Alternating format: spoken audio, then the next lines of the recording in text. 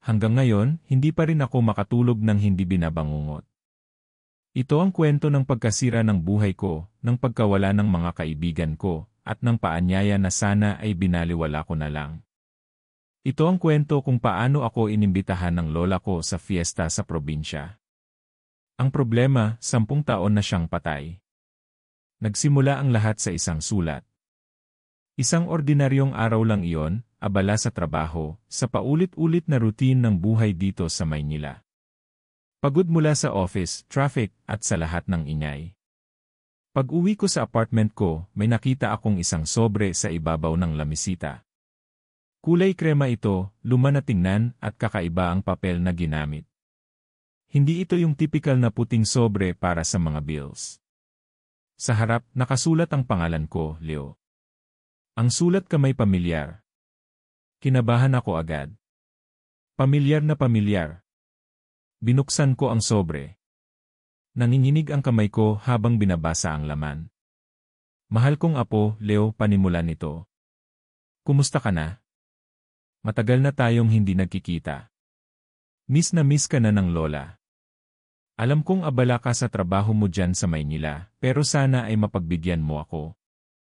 Malapit na ang pista dito sa atin sa San Isidro. Gaya ng dati, maghahanda ako ng paborito mong adobo at leche flan. Isama mo na rin ang mga kaibigan mo para mas masaya. Hihintayin kita. Nagmamahal, Lola Elena. Bawat salita, bawat kurba ng letra, sigurado ako sulat kamay ito ng lola ko. Ang Lola Elena ko. Bumalik lahat ng alaala. Ang mga hapon sa lumanyang bahay sa probinsya, ang amoy ng niluluto niya sa kusina, ang mga kwento niya bago ako matulog. Pero kasabay ng mga alaalang iyon ay ang isang katotohanang hindi ko matatakasan. 10 taon nang patay si Lola Elena. Naaalala ko pa ang araw ng libing niya. Umiiyak ako habang inihahatid sa huling hantungan ang kabaong niya. 10 taon. Paanong nangyari ito? Hawak ko ang sulat, nakatitig lang dito. Sinubukan kong hanapan ng lohika ang lahat. Baka may nagbibiro lang. Baka isa sa mga kamag-anak namin sa probinsya ang nagpadala nito at ginaya lang ang sulat ni Lola. Pero sino? At bakit? At paano nila nagaya ng perpekto ang bawat detalye hanggang sa paraan ng pagpirma niya ng kanyang pangalan? Kinabukasan, dinala ko ang sulat sa trabaho. Break time namin. Ipinakita ko ito sa mga kaibigan ko, sa barkada ko. Si Marco, ang pinakaskeptiko at matalino sa grupo. Si Jen, ang best friend ko na laging nandyan para sa akin. At si Kevin, ang laging may kalokohan at jester ng grupo. Guys, tingnan niyo to, sabi ko, habang inilalatag ang sulat sa mesa. Unang dumampot si Kevin. Oy, love letter. Nagdadalaga na si Leo. Pang-aasar niya. Sinimangutan ko siya. Galing daw sa lola ko. Kay Lola Elena mo. Tanong ni Jen na nakikibasa na rin. Kilala niya ang mga kwento ko tungkol sa lola ko. Alam niya kung gaano ako kalapit dito. Ang ganda ng sulat kamay niya, Leo. No? Sabi ni Marco na sumisilip sa ibabaw ng balikat ni Jen. Pero teka, di ba? Hindi niya tinuloy ang sasabihin niya, pero alam naming lahat kung ano yon. Tumango ako. 10 taon na siyang patay. Natahimik sila. Si Kevin, na kanina'y tumatawa, ay biglang sumeryoso. Tinitigan nilang mabuti ang sulat tapos sa akin. Pre, seryoso? Tanong ni Kevin. Seryoso, sagot ko. Kabisado ko ang sulat ni Lola. Ganitong ganito. Walang pinagkaiba. Nagkatinginan sila. Si Marco ang unang bumasag sa katahimikan. Kinuha niya ang sulat at sinuri itong maigi. Imposible yan. Malamang isa sa mga tita mo o tito mo ang nagpadala niyan. Baka gusto ka lang nilang umuwi para sa pista. You know, guilt trip. Pero bakit nila gagawin yon sa ganitong paraan? Tanong ko. Parang ang sama naman ng trip nila kung ganoon. Baka miss ka na lang talaga nila, sabi ni Jen, na sinubukang pagaanin ang loob ko. Pero ang weird niya ng paraan. Si Kevin naman ay ngumisi. Alam mo, kung ano man yan, may isang bagay na malinaw dito. Inaanyayahan tayo sa isang fiesta. Libreng pagkain. Libreng bakasyon. Kailan pa tayo huling nakapunta sa probinsya? Kevin, seryoso ka ba? Sabi ko. Hindi ka ba kinikilabutan? Kaunti pag-amin niya. Pero mas naingibabaw ang excitement. Isipin mo, Leo. Road trip. Tayong apat. Adventure 2. Dito na pumasok si Marco. Alam nyo, may point si Kevin. Prank man ito o hindi, it's a good excuse to get out of the city. Pagod na ako sa trabaho. Kailangan ko ng break. At isa pa, ito na rin ang chance para malaman natin kung sino ang nagpapadala ng sulat na to. We can solve this mystery. Tumingin ako kay Jen. Nagkibit-balikat lang siya pero may ngiti sa kanyang mga labi. Payag ako kay Marco. Let's go. It will be fun. At para makadalaw ka na rin sa puntod ng lola mo. Ako na lang ang nag-aalinlangan. May isang parte sa akin na nagsasabing masama itong ideya. May bumubulong sa akin na huwag ituloy. Pero sa harap ng entusyasmo ng tatlo kong kaibigan, sa pangako ng isang adventure, at pagtaka sa nakakasawang buhay sa syudad, unti-unti akong natukso. Baka nga tama sila. Baka overthinking lang ako. Baka ito na rin ang paraan para mabisita ko ulit ang lugar kung saan ako naging masaya noong bata ako. Sige na, Leo, sabi ni Jen habang tinatapik ang balikat ko. What's the worst that could happen? Ang mga salitang iyon. Hanggang ngayon, bumabalik-balik pa rin sa isip ko. What's the worst that could happen? Isang linggo ang lumipas, at nakasakay na kami sa luma pero maaasahang sasakyan ni Marco, papunta sa San Isidro. Mahaba ang biyahe, halos 8 oras. Puro tawanan at kantahan sa loob ng kotse. Pinag-uusapan namin ang mga gagawin sa pista, ang mga kakainin, ang mga posibleng chismis na malalaman namin tungkol sa kung sino man ang nagpadala ng sulat. Nawala ang kaba ko. Napalitan ito ng excitement. Baka nga tama sila. Ito ay isang masayang bakasyon lang. Pero habang papalapit kami sa San Isidro, habang ang mga building at traffic ay napapalitan ng mga puno at malalawak na palayan, may kakaibang pakiramdam na bumabalot sa akin. Ang daan na dati pamilyar ay parang naging iba. Ang mga puno ay parang mas malalaki, ang kanilang mga sanga ay parang mga kamay na sumusubok na abutin kami. Ang tahimik naman dito, puna ni Kevin mula sa likod. Wala man lang signal yung phone ko. Sinubukan ko rin ang akin. Wala. Ganyan talaga dito. Malayo sa kabihasnan. Nakarating kami sa arko na may nakasulat na maligayang pagdating sa bayan ng San Isidro paggabi na. Luma na ang arko, kinakalawang na ang mga letra. Pagpasok namin sa bayan, mas lalong naging kakaiba ang pakiramdam. Ang mga bahay ay gawa sa kahoy, istilong luma. Karamihan ay sarado na kahit maaga pa.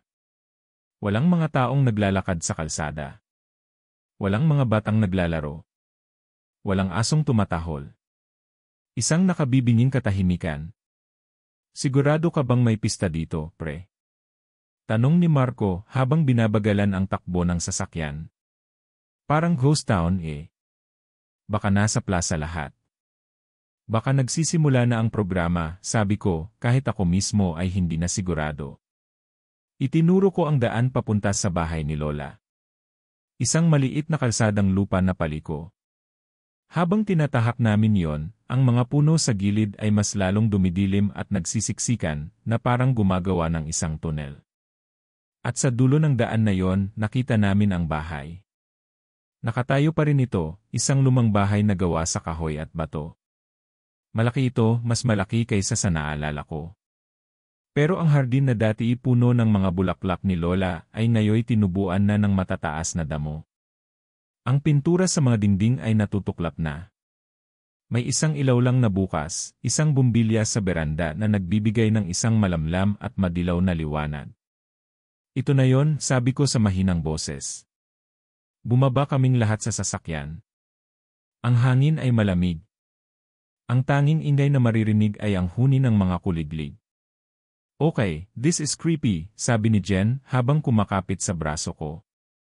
Tara na, tingnan natin kung may tao, sabi ni Marco na nagpapakita ng tapang. Naglakad kami papunta sa gate. Kahit ang gate na bakal ay kinakalawang na at mahirap buksan. Naglakad kami sa damuhan papunta sa pinto. Bawat hakbang ay parang ang bigat.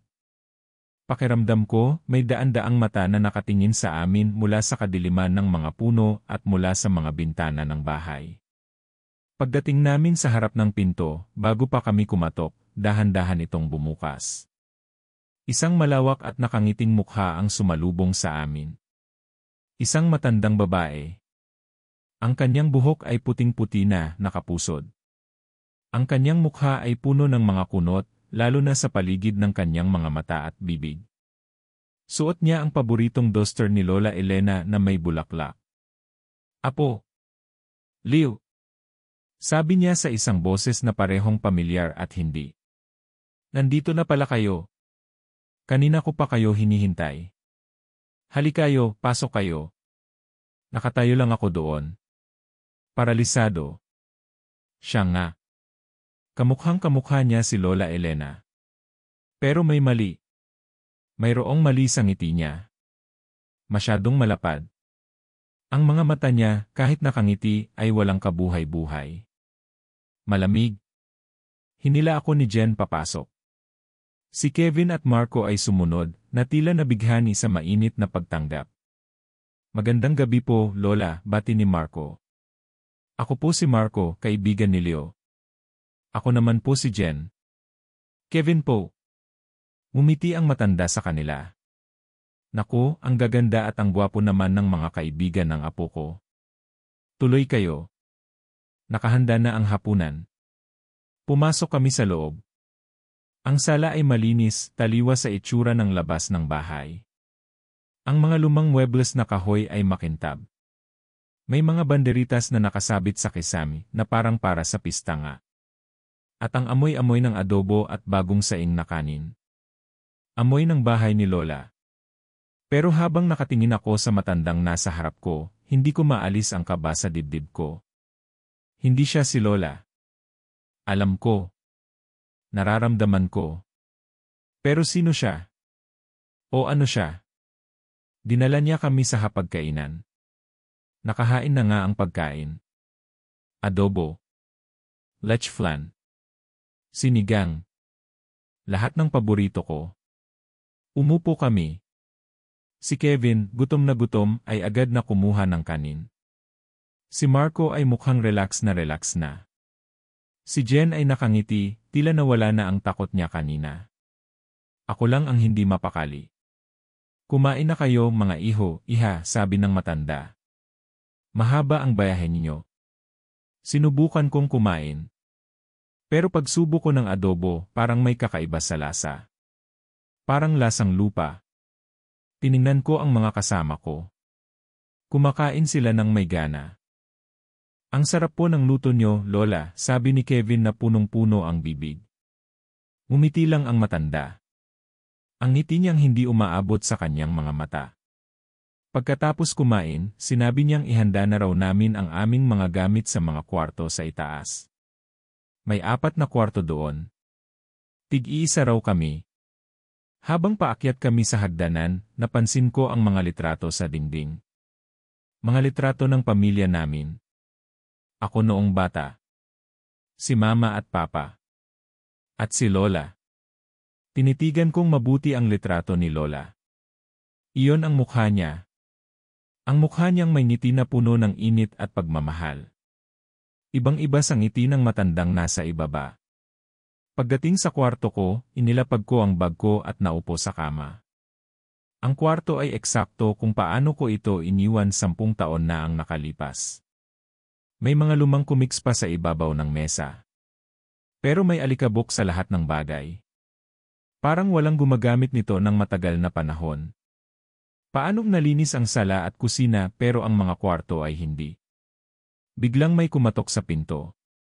Si Jen. Leo, okay ka lang? Tanong niya. Kanina ka pa tahimik. Hindi ko alam, Jen. May mali talaga dito. Ano ka ba? Ang bait-bait ng lola mo. Medyo weird lang siguro dahil sa sulat, pero tingnan mo, buhay na buhay siya. Baka nagkamali lang ng report sa inyo noon. Baka na-confuse sa ibang tao. Jen, impossible yon. Ako mismo ang nasa libing niya. Napabuntong hininga siya. Baka pagod ka lang. Matulog na muna tayo. Bukas, liwanag na, mas makakapag-isip tayo ng maayos. Ang mahalaga, ligtas tayo dito. Ligtas. Sana nga. Pinilit kong matulog. Pero hindi ako dinalaw ng antok. Nakahiga lang ako, nakikinig sa mga tunog ng lumang bahay. Ang bawat kaluskos ng kahoy, ang bawat ugong ng hangin sa labas, ay nagpapatindig ng balahibo ko. Bandang hating gabi narinig ko ito. Isang mahinang tunog mula sa labas ng bintana ko. Isang himig. Isang pamilyar na himig. Ang oyay na laging kinakanta sa akin ni Lola Elena para makatulog ako. Dahan-dahan akong bumangon at sumilip sa bintana. Ang bintana ko ay nakaharap sa malawak na hardin sa likod ng bahay.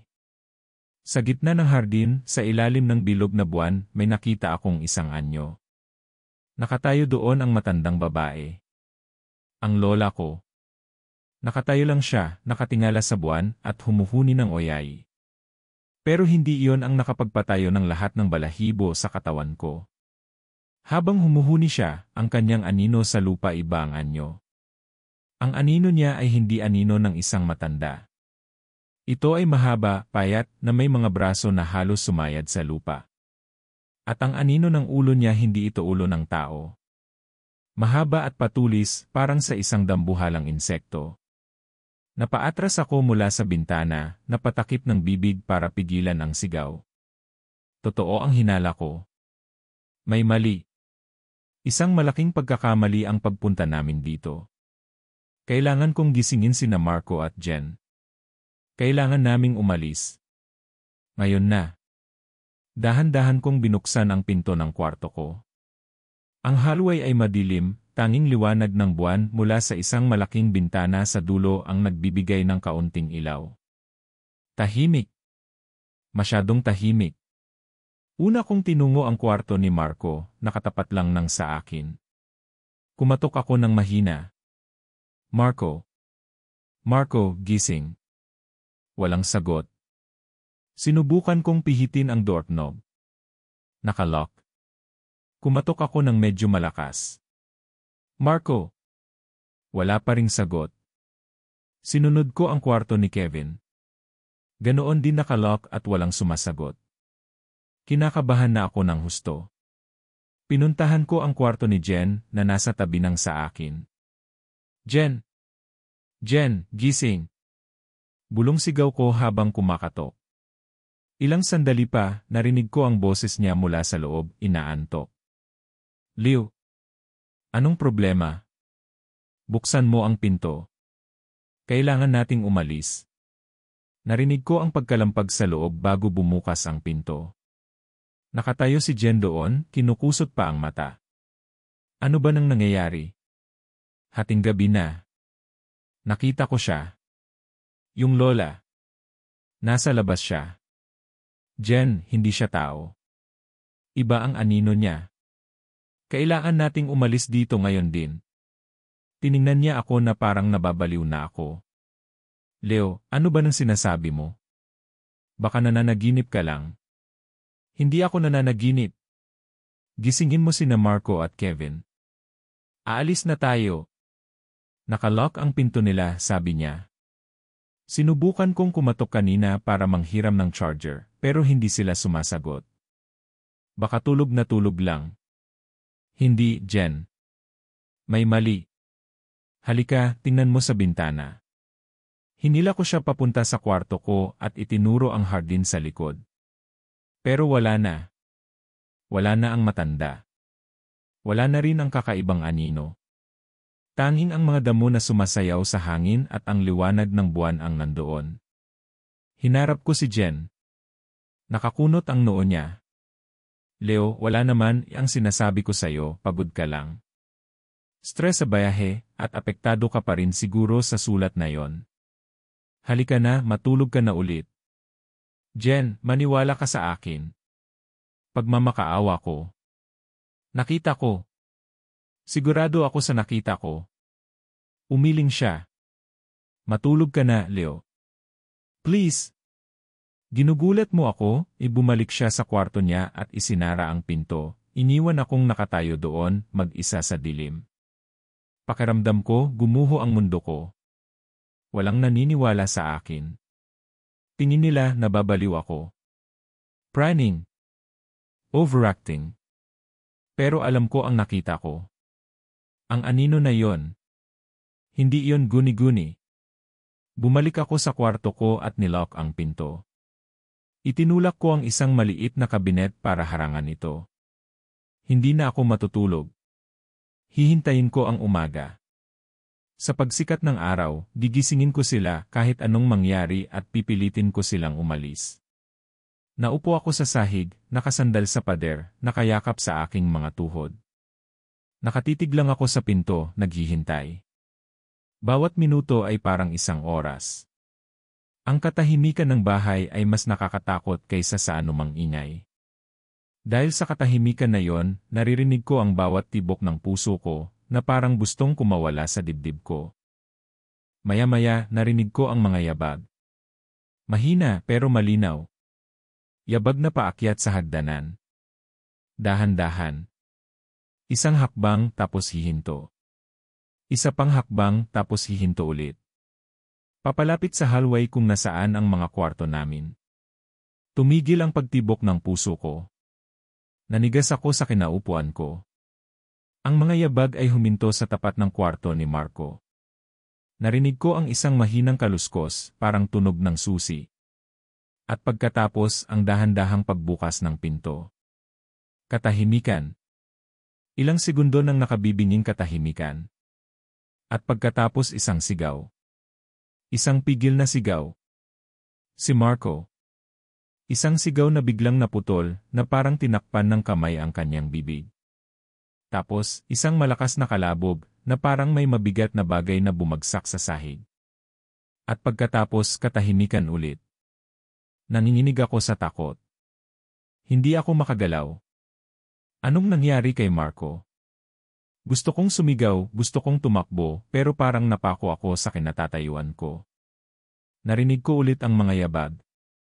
Dahan-dahan, lumabas mula sa kwarto ni Marco, at ngayon, huminto naman sa tapat ng kwarto ni Kevin. Parehong tunog. Kaluskos ng susi. Dahan-dahang pagbukas ng pinto. At parehong resulta. Isang maikling, takot na sigaw mula kay Kevin na bigla ring naputol. Isang kalabog. At katahimikan. Naiiyak na ako sa takot at sa kawalan ng magawa. Sunod na si Jen. O ako. Ang mga yabag ay lumipat. Huminto sa tapat ng kwarto ni Jen. Hindi. Hindi pwede. Jen. Sigaw ko, sa wakas ay nakahanap ng boses. Jen, gumising ka. Lumabas ka dyan. Narinig ko ang boses ni Jen mula sa kabilang kwarto, takot at naguguluhan. Leo. Anong nangyayari? Kasabay nito, narinig ko ang pagpihit ng doorknob ng kwarto niya. Jen. Harakan mo ang pinto. Sigaw ko. Narinig ko ang sigaw ni Jen. Isang sigaw ng purong takot. At narinig ko ang boses ng matanda, malumanay pero nakakapangilabot. Shesh, iha. Huwag kang maingay. Matutulog ka na. Huwag. Lumayo ka sa akin. Sumisigaw ako, pinapalo ang pader sa pagitan ng mga kwarto namin. Jen. Labanan mo. At pagkatapos katahimikan na naman. Ang pinakamasaklap na katahimikan sa lahat. Alam ko na. Ako na ang susunod. Ang mga yabag ay papalapit sa pinto ko. Dahan-dahan. Bawat hakbang ay parang martilyo na pumupukpok sa dibdib ko.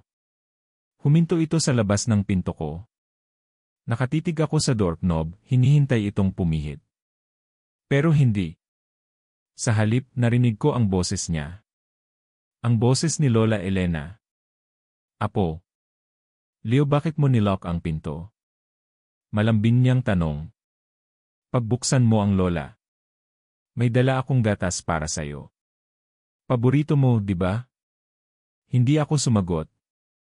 Umatras ako hanggang sa mapasandal ako sa bintana. Leo, apo, galit ka ba sa lola? Huwag ka nang magtampo. Alam kong pagod ka lang. Halika na, buksan mo na ito. Ang boses niya ay puno ng paglalambing.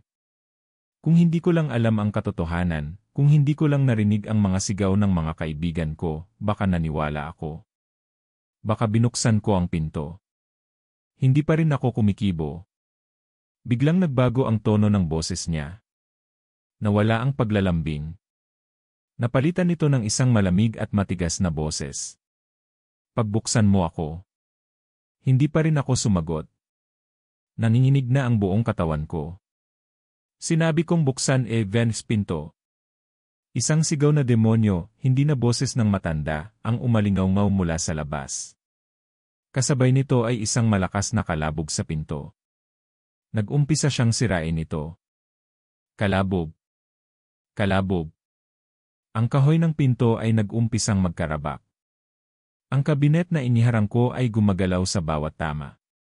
Wala akong pagpipilian. Tumingin ako sa bintana. Nasa ikalawang palapag ako. Mataas. Pero mas gugustuhin ko pang mabalian ng buto kaysa harapin ang kung anumang nasa labas ng pinto ko. Binuksan ko ang bintana. Ang hangin ng gabi ay humampas sa mukha ko. Hindi na ako nag-isip. Sa huling malakas na kalabog na halos sumira na sa pinto, tumalon ako. Bumagsak ako sa matataas na damo sa hardin. Sumakit ang buong katawan ko, lalo na ang kanang binti ko. Sa tingin ko, nabalian ako o na-sprain. Pero hindi ko ininda. Gumapang ako, palayo sa bahay, papunta sa kadiliman ng mga puno. Lumingon ako. Sa bintana ng kwarto ko, nakatayo siya. Ang nilalang na nagpapanggap na lola ko. Nakatingin siya sa akin. At sa liwanag ng buwan, nakita ko ang tunay niyang anyo. Hindi siya matanda. Ang balat niya ay kulay abo at parang nabubulok. Ang mga braso niya ay abnormal na haba, na may mga daliring parang kuko ng paniki. Ang mukha niya. Diyos ko, ang mukha niya. Ang bibig niya ay bumuka ng sobrang lapad, mula tenga hanggang tenga, na nagpapakita ng daan-daang matutulis at maliliit na ngipin. At ang mga mata niya dalawang butas na walang laman, na puno ng kadiliman. Tumili ito. Isang tili na hindi galing sa lalamunan ng tao. Isang tili na parang pinaghalong iyak ng sanggol at huni ng paniki. At pagkatapos, tumalon din ito mula sa bintana, na bumagsak sa lupa ng walang kahirap-hirap, na parang isang gagamba. Tumakbo ako. Kahit masakit ang binti ko, tumakbo ako nang hindi lumilingon. Pumasok ako sa kakahuyan. Ang mga sanga ay humahampas sa mukha ko, ginagasgas ang balat ko. Ang mga tinik ay bumabaon sa damit ko. Wala akong pakialam. Kailangan kong makalayo. Naririnig ko siya sa likod ko. Ang mabilis niyang paggapang sa mga dahon. Ang mga kaluskos. Mas mabilis siya. Papalapit. Nakita ko ang ilog. Ang maliit na ilog sa likod ng property ni Lola. Naalala ko, may isang lumang tulay na kawayan doon. Baka yon ang daan palabas. Tinakbo ko yon. Nang marating ko ang pampang ng ilog, nakita ko ang tulay. Marupok na ito, pero iyon lang ang pag-asa ko. Sinimulan ko itong tawirin. Nanginginig ang buong tulay sa bawat hakbang ko. Sa kalagitnaan, lumingon ako. Nakatayo siya sa pampang na pinanggalingan ko. Nakatitig sa akin ng kanyang mga matang walang laman. Hindi siya tumatawid. Nakatayo lang siya doon. At pagkatapos, dahan-dahan siyang umiti, ang kanyang nakakatakot na bibig ay bumubuka na naman. Itinaas niya ang isa niyang mahabang braso at itinuro ako. At nagsalita siya. Pero hindi na boses ni Lola o boses ng demonyo. Ngayon, boses ni Jen ang ginamit niya. Leo, tulungan mo ako, ang sakit. Tapos, boses ni Marco. Pre, bakit mo kami iniwan? Tapos, boses ni Kevin. Ang lamig dito, Leo, natatakot ako. Napahagulgol ako. Tinakpan ko ang aking mga tenga at tumakbo patawid ng tulay. Pagdating ko sa kabilang pampang, hindi ako huminto. Nagpatuloy ako sa pagtakbo, palayo sa bahay na iyon, palayo sa bayang iyon. Hindi ko alam kung gaano ako katagal tumakbo. Ang alam ko lang, huminto lang ako nang makita ko na ang liwanag ng bukang liwayway. Napaupo ako sa gilid ng isang kalsadang sementado. Doon ako natagpuan ng isang magsasaka na papunta sa kanyang bukid. Hindi ko na maalala ng maayos ang sumunod na nangyari. Naalala ko ang mga pulis. Ang mga tanong. Sinabi ko sa kanila ang lahat. Ang sulat. Ang bahay. Ang matanda. Ang mga kaibigan ko. Tiningnan nila ako na parang nasisiraan ng ulo. Bumalik sila sa bayan ng San Isidro. O sinubukan nilang bumalik. Ayon sa kanila, walang kalsadang lupa na paliko kung saan ko itinuro. Walang lumang bahay na bato sa dulo nito. Ang nakita lang nila ay isang malawak na sukal na lugar na parang walang nakatirang tao doon sa loob ng maraming dekada. At ang bayan mismo wala raw pista. Normal na araw lang daw. Tahimik, pero may mga tao. May mga tindahan na bukas. Parang isang ordinaryong probinsya. Walang Marco. Walang Jen. Walang Kevin. Naglaho sila. Para sa pulis, isa lang itong kaso ng mga nawawalang tao. Ako ang pangunahing suspect, pero wala silang ebidensya. Pinakawalan din ako. Pero ang pinakakakaiba sa lahat, nang tingnan nila ang records ng bayan, mayroon niyang Lola Elena na nakatira doon noon. Ang pamilya ko. At namatay nga siya, 10 taon na ang nakalipas. Pero ayon sa mga matatanda sa bayan, ang lupa kung saan nakatayo ang bahay namin isinumpa raw iyon. May nagbabantay daw doon. Isang nilalang na kumukuha ng anyo ng mga mahal mo sa buhay para akitin ka sa kanyang bitad. Isang nilalang na gutom. At ang pista yun daw ang panahon ng kanyang pagpapakabusog. Nakaligtas ako. Pero anong klaseng buhay ito? Umalis ako sa trabaho ko. Lumipat ako ng apartment. Hindi na ako nakikipag-usap kahit kanino. Paano ko ipapaliwanag ang nangyari? Sino ang maniniwala sa akin? Gabi-gabi binabangungot ako. Nakikita ko ang bahay. Nakikita ko ang ngiti ng nilalang na iyon. Naririnig ko ang mga boses ng mga kaibigan ko, humihingi ng tulong. Ang pagsisisi ay parang lason na unti-unting pumapatay sa kaluluwa ko. Sana hindi na lang ako pumayad. Sana nakinig ako sa kaba ko. Sana hindi ko sila isinama sa kamatayan. Minsan, kapag mag-isa ako sa dilim, parang naririnig ko pa rin ang himig ng oyay ni Lola. Minsan, sa sulok ng aking mga mata, parang may nakikita akong anino na mahaba at payat. Hindi ako sigurado kung nakatakas nga ba talaga ako, o kung ang isang piraso ng kadiliman ng San Isidro ay sumama sa akin pabalik. At ang pinakakinatatakutan ko sa lahat. Paano kung balang araw, makatanggap na naman ako ng isang sulat?